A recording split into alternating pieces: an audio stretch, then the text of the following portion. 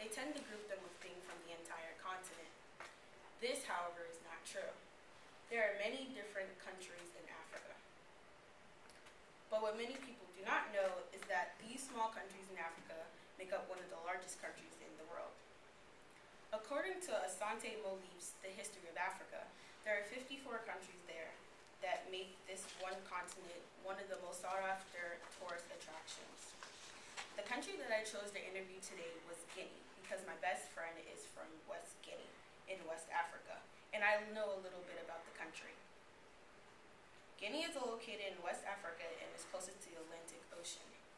There are 3 tribes in Guinea that make up the country: the Fula, the Malinke, and the Soso. My friend Fatim is from the Soso tribe.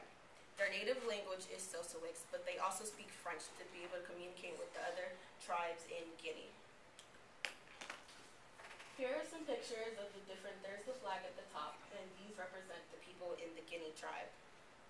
Fatim's culture is known to be sneaky, conniving, and tricksters, and I believe this is true because she often used these tactics when she's playing soccer.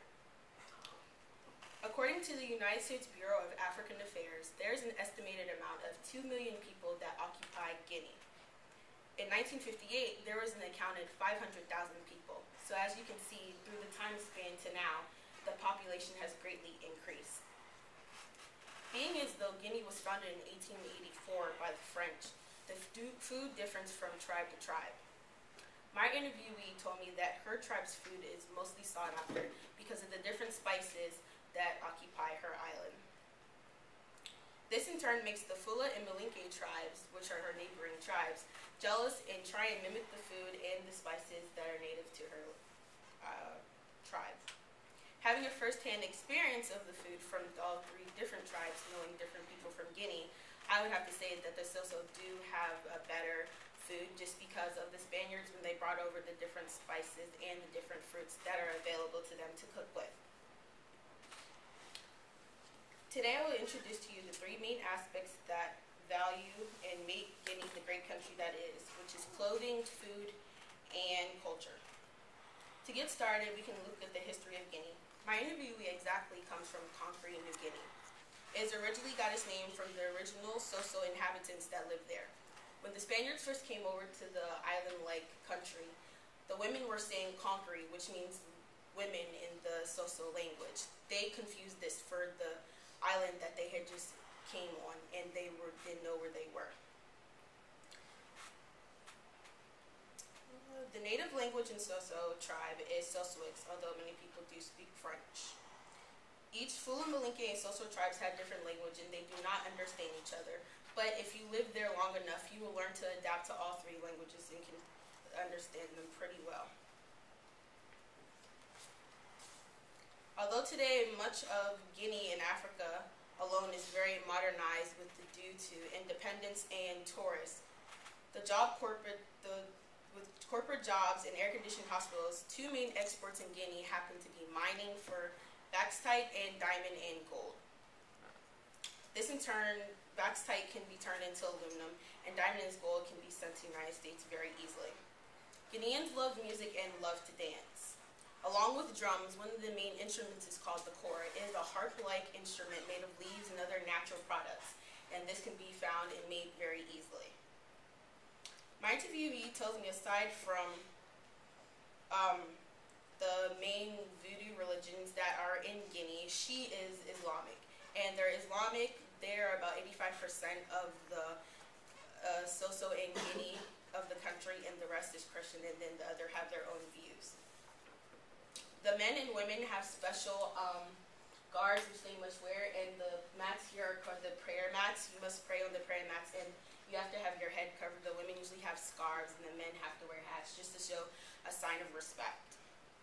Traditional African clothing also is very fairly simple. The men wear long pants and big shirts with big arms in them so they can have a good breeze, and the women usually wear brightly colored turbans and cloths around their tops and bottoms or dresses.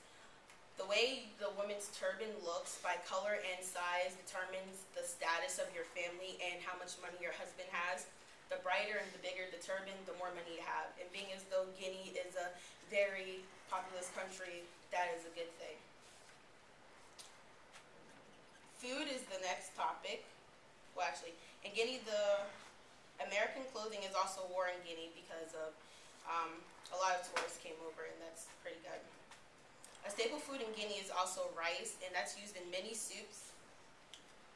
You might go see the headdresses.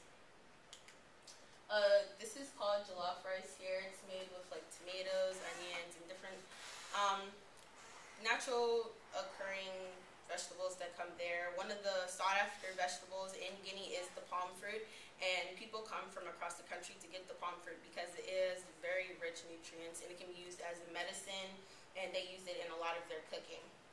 This food is cooked on a lot of special occasions, and it's very important to the Guineans. They hold it as a very special sacrificial food when they're trying to talk to their gods. Muslims do not eat pork, so the meat that they do eat in Guinea is cows and chicken. These foods are pretty common. They have them there. Although they don't eat pork, they do raise pigs, but they do sell them. So as stated above, culture and the everyday living of Guineans help distinguish them from other African cultures.